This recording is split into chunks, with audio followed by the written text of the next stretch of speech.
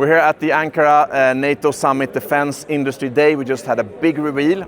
NATO allies jointly coming together, procuring A330 MRTT or multi-role tanker transport aircraft. What this aircraft does, it's basically the main thing is air-to-air refueling, refueling fighter jets, refueling bombers, etc. That is done through the drogue and boom system. So you have drogues for fighter aircraft with probes for air-to-air refueling, and you have obviously the boom for US Air Force aircraft, for example, like the F-16 or the F-35 to tank and give them gas from atop.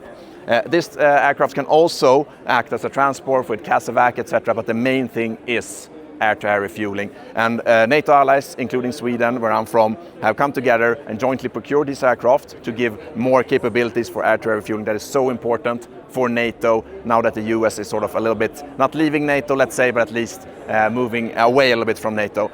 These type of capabilities are really, really important to keep the extra stuff that we have in the air, the supremacy in the air that we need to defeat our adversaries. So really good to see news about NATO allies jointly procuring and jointly operating air-to-air refueling aircraft like the A330 MRT. All right, we're still at the Defense Industry Forum here in Ankara, and we just had a big reveal. So NATO allies jointly procuring and operating Airbus A400M transport aircraft. And this is another initiative that's really important for NATO right now, since the US is not removing itself from NATO, but at least slightly removing itself from NATO.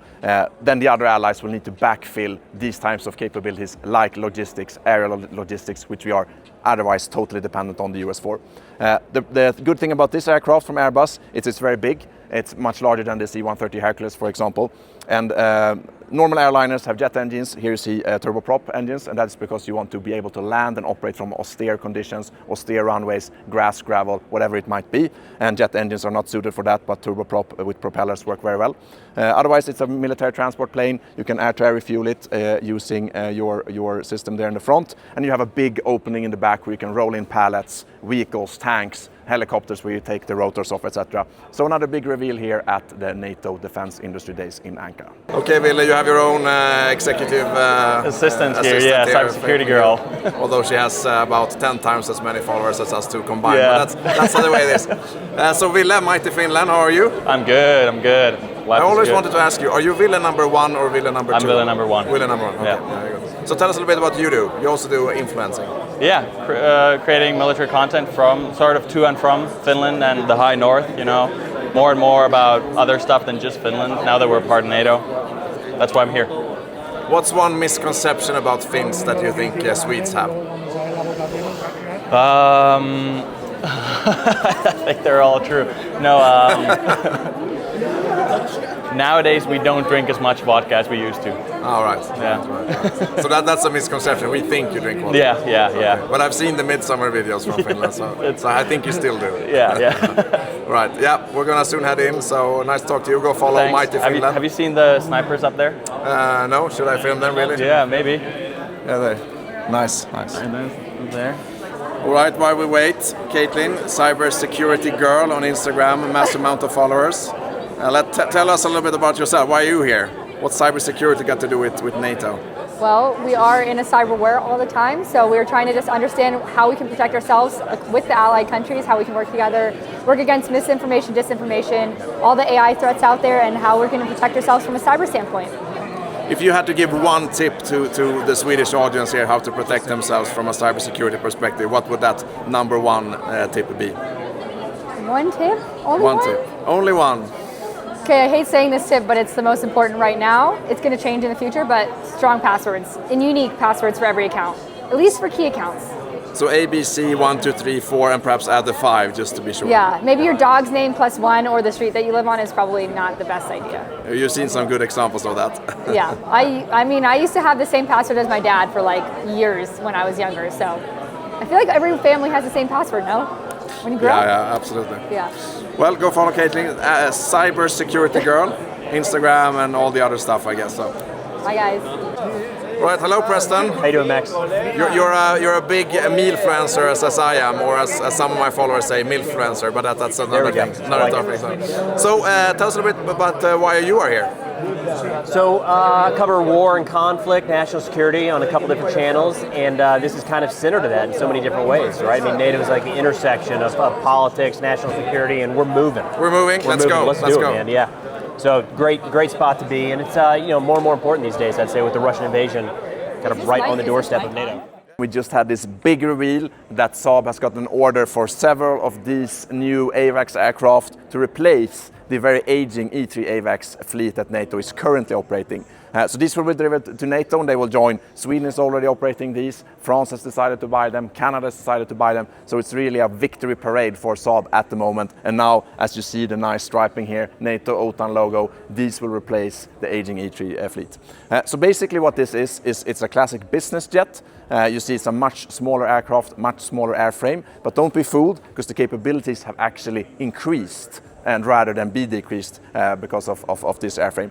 One thing you get with using a smaller airframe, you need less crew. You also have fewer engines, so less maintenance.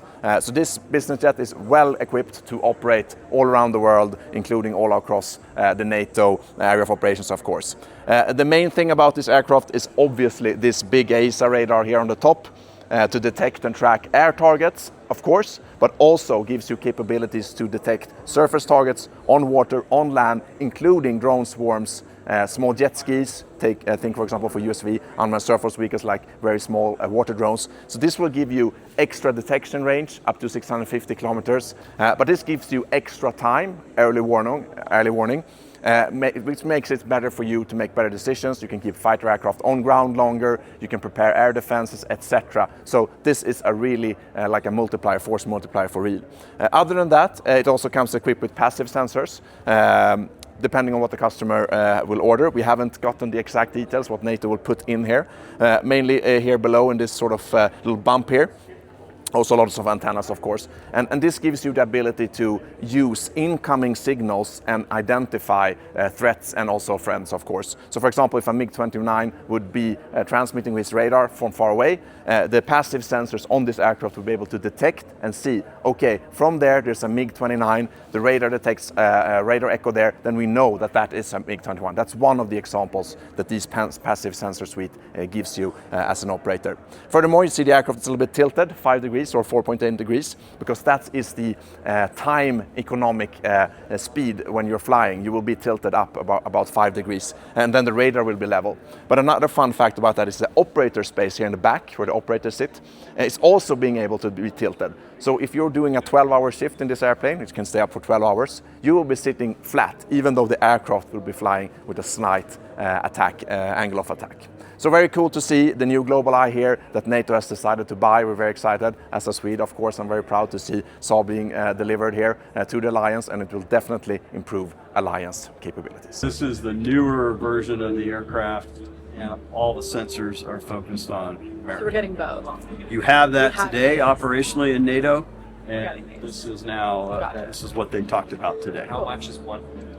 Cost-wise, I'll defer that to NATO. I'll let let's all be worked out, right? So, how many do you want to buy? And do you have a trade-in? All of them. This is kind of a one-of-a-kind capability. There's really not a competitive capability like this. So if you want this high altitude, long endurance, maritime, high-end sensor capability, this is really the only thing out there today. We call ISR, right? So intelligence, surveillance, reconnaissance. So it's all sensors. And what and the Triton, as I didn't mention in there, it's operational today in the U.S. Navy. Triton's the maritime version, which is what NATO's getting now. And so we have Tritons that are stationed all around the globe that are kind of constantly out there, sucking up information. So it's all optimized for the maritime. And obviously when you think about NATO, the high north and the south and the Mediterranean, right, there's a lot of water that needs to be guarded and a lot of threat sectors that come in. And so whether it's what you would call signals intelligence, picking up signals, comms, things like that, or infrared IR type of stuff that's really looking down with a visual or a radar that's all in there and all optimized, for the maritime kind of threat mission. Is it like does it have a small signature on radar? Because I think it's the B-2 bomber. I saw it fly over. Yeah, that's ours as well. Yeah. So, but that one appears as big as a chickadee, basically. Right, Is that right. similar? Yeah, that's not this, right? Okay. That's not this. This survivability comes from its high altitude. We are calculating that allies in total have spent $250 billion more on security in just these 2 years. But Madam Deputy Secretary General, if we look back to November of last year, a lot has happened. The Ukraine war goes on. United States have released a new national security strategy. Could you summarize how you see the involvement from November of last year or last year to now? What is visible now is that we are really in a process of building the so-called NATO 3.0. What does it mean? It means a stronger alliance. But it also means European allies and Canada stepping up, not only in terms of budgets, but also in terms of new capabilities, new forces, in terms of more leadership. What we have seen is that Ukrainian armed forces and Ukraine has really created a new dynamics, not only on the battlefield, but they have also brought war closer to home for Russia. So it's not just a far-fetched battlefield that Putin can ignore. Thank you. And one of the things that Ukraine has done successfully, I would say, is defense innovation, taking their civilian ecosystem and really increasing defense innovation. You mentioned that just in your intro speech. Could you talk to us a little bit what's happening in the alliance in defense innovation in general? This was clearly one of the lessons learned, and probably it's not a new lesson. I mean, if you go back in your history textbooks, especially on military history, you'll see that with every big major war, innovation plays a huge part on who will be on the winning side. And Ukrainians have shown that they can really turn the tide. They can really, although they have smaller forces, with innovation, they really manage to create this window of opportunity. And what we have done throughout this period is actually talk and work with our Ukrainian colleagues. We do lessons learned from the war there. We invite Ukrainian teams to join our exercises so that it's really a team effort. And what Ukraine has done in this year especially is really to turn into a security provider. So it really is a game changer. And finally, Madam, if we look at the hybrid warfare that Russia is conducting, I talked to the Secretary General last year, and he agreed to this picture that we're not at war, but we're also not in peace. Could you talk to us a little bit how we deter Russia when it comes to this hybrid warfare that they're actively pursuing against NATO allies? I remember when Secretary General was almost just elected, he started talking about a mindset shift. And he used these words: we are not at war, but we are not at peace either. And many people were a bit perplexed. They were a bit shocked. But, year and a half afterwards, it's clear that this was the right diagnosis. And dealing with this threat requires really a variety of asymmetric responses. So what the responses of the alliance were is that faced with this danger, we will strengthen our defenses.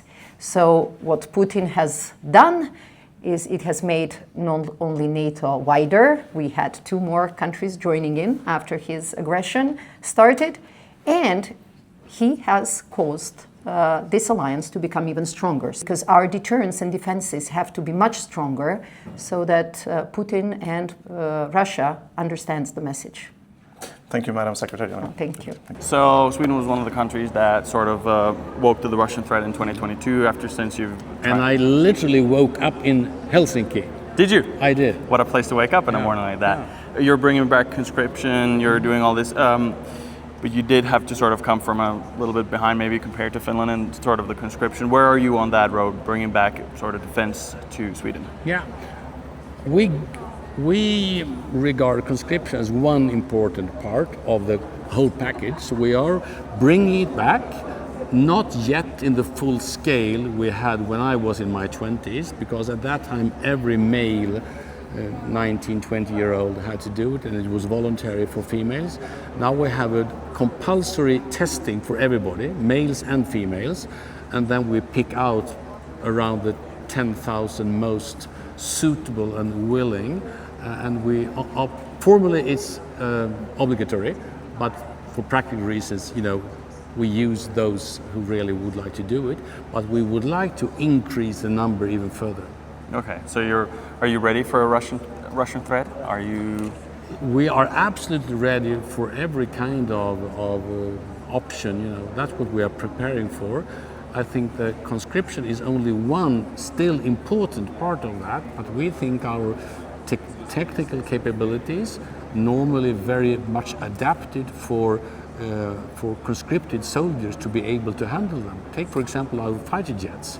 Most of the things, not the pilot of course, but most of the things are actually being run by conscripts. Yes. So that is, our submarines include conscripts. So we actually use, for very advanced things, we use young conscripts as well, and then we retrain them. But we are building it up, and I would personally like to see even more of that, because I also think it creates a very good, it anchors defense willingness broadly in society. Okay, so you'll be there to help Finland if it ever comes down to it? Absolutely. Okay, Count on that. Perfect. Thank you so much. Thank you so much. Nice to meet you. Hi, nice to meet you. I'm as well. Canadian. Yeah. As another Arctic nation facing global warming and climate change, what are some key issues that the Nordic countries and Canada will have to collaborate on in the north to secure that area? A lot of things, honestly, and I think we are doing that increasingly. Yeah. I have regular meetings with your Prime Minister. He's an excellent person, and really, I think making it very clear that Canada's commitments for our part of the world. Sometimes we joke with him saying that Canada is the most Nordic country outside the Nordics. Oh, well, thank you. Yeah, but we really believe that. So I see a lot of possibilities. A few of them because of sad reasons. The more dangerous world was happening in Ukraine, with Russia's willingness to act in a very hostile way. But I think we have a lot to do together. And right now, when non-NATO outside the US is stepping up, we have a very joint responsibility between Europe and Canada to do that. Amazing, thank you so much. In order to be able to meet the threat of tomorrow, we need to digitalize. We need to include AI. We need to include autonomy in every system in order to support the future's fight. We need to do it in an orderly manner. We need to have an idea about how to share data, how to create data, and so on. I'm going to reply a question with an example. I will say we need both, but not only both, we need more. So especially, for example, I'm an F-16 pilot. So the thing is, for example, we have all these drones, UAVs, unmanned systems. So we don't need manned aircrafts anymore in the future. There's no such thing. We need both. We need the combination of all systems, all assets. So there is no one-size-fits-all solution for threats. For example, even before the war in Ukraine, there was a thought like, we don't need the tanks anymore. We don't need the, the soldier, in the ground anymore. We don't need the boots anymore. We have this deep precision strike. We have the cyber domain. We have the space domain. We are so far advanced. We are not going to have these trench wars. But just check the war in Ukraine. So, yeah, do we need AI future? Definitely we need that. Do we need the quantum technologies? Not quantum, because there are too many aspects of the quantum technologies, not one. Do we need them? Yes, but we also need something else too. So it's like we need all. But yes, they are going to be an important part of the future wars. Yes. I think that is partly exactly what our boss is aiming at when he says that NATO 3.0 needs defense industry 3.0. Hey. Hello, nice to see you. I'm Max from Sweden. Good to see you. We met before in November. I just want to quickly ask you, what's your number one priority for today's or tomorrow's summit? It is to, if it's really one, it will be to really ramp up the defense industrial output. That's what the whole day tomorrow will focus on, and still very important on Wednesday. But of course, next to spending more in Ukraine. I want to ask you the same question I asked the Secretary General. So what's your number one priority for this summit, if you only have to choose one priority that you're working on this summit? So I would say, for me, and again, in my job as NATO spokesperson and Director of Strategic Communications, my number one goal for the summit is to make sure that people hear and understand what NATO is doing. That we are telling that story in a way that resonates, in a way that reaches people far and wide, not just everybody across NATO, our partners who are further afield, and those who would seek to do us harm. I want everybody to know exactly why we're here and what we're doing. So obviously Sweden has warned a lot of foreign misinformation and disinformation, especially ahead of your election. So what do you recommend people do when they see something and they're not quite sure if it's real or not? Do you tell them to share it? What are some tips that you have for everyday people to really be able to tell if there's misinformation and disinformation? Well, we do quite a lot. We have agencies in Sweden really following narrowly following what's happening. And to our luck, I would say the traditional Russian disinformation doesn't really work in Sweden. We don't have any Russian-speaking minority. We don't really believe in those narratives. But still, we are very prepared for hybrid activities, strange things happening, undersea cables suddenly breaking down, bad seamanship and things like that. So we are quite suspicious, and we ask people to be suspicious and to report to agencies if they see something. So, Sweden has been historically neutral. Mm-hmm. Was it during your leadership that you joined NATO? Yes, it was. What was the reason? What was the signal that made you take that decision? The concrete reason was, of course, Russia's full-scale invasion of Ukraine, suddenly, reshaping the security situation in our part of the world. The longer-term reason was, the realization that you build security together with others. We need others' help, but we are also willing and able to provide help to other countries. Is it true or false that Swedes are never late? Swedes are almost never late. So we're gonna go with true. Drinking coffee is basically a sport for you guys. Yeah, it is. Yeah, it is. The more the merrier. The more the merrier. In Sweden, it's always dark. That's totally wrong. Summertime always light, wintertime always dark. Oh, so you're all like polar opposites. That's quite true, exactly. Everyone in Sweden loves ABBA. Yeah, they do. Everyone, yeah. We love ABBA. It's compulsory now. Duplantis is basically a national hero. Absolutely, he is. He's the greatest. He's the greatest. Second greatest, Karalis, who is Greek, by the way. Ah, great. You must take your shoes off in Swedish homes. No, you must not. Quite a few people do, quite a few people don't. Oh, so it's not obligatory? No, it's very mixed, very okay. mixed. Swedish people are always quiet. That's not really true, but we are not the screaming kind of people. You're more reserved, but not Slightly quiet. more reserved, okay. but not half true. Yeah, the Finns are more, even more. Yeah, so half true, let's say. Half true. Last but not least, Midsummer is Sweden's greatest holiday. It is. It is. Greater than Christmas. They could compare, but since they are one in wintertime, one in summertime, but Midsummer is the real, the party of everybody, because the night is very long, it's very light. Summer isn't that long in Sweden, so this is really. So this is when we should visit Sweden. Absolutely. Okay, so this is a what-if scenario, because Sweden has been neutral for 200 years, right? But now that you join NATO, if Article 5 were to happen, Sweden would join the war. So what would you tell the people who would be saying, oh, we shouldn't have joined NATO in the first place?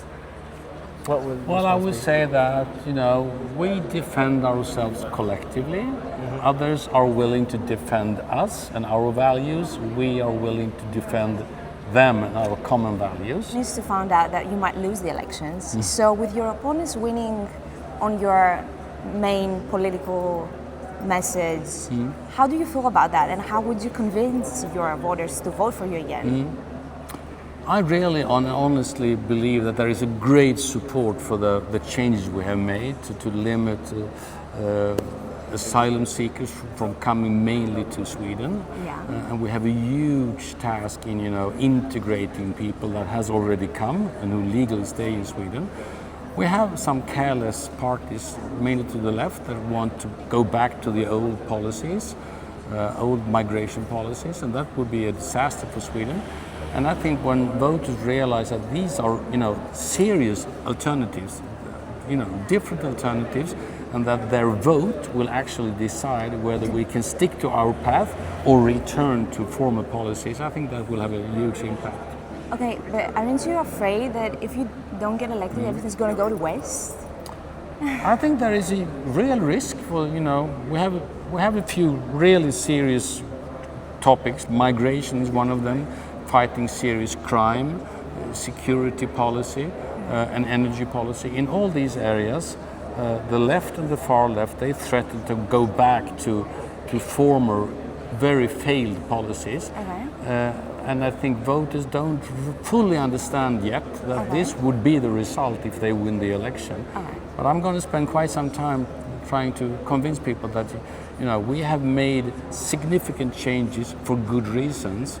Now we better stick to that path and don't go back to the old policies. Okay. Good luck. Thank you so much. Thank you so much. Do you know what Pokemon are? Yeah, sure. What's your favorite Pokemon? Too long time ago, honestly. So no, sorry.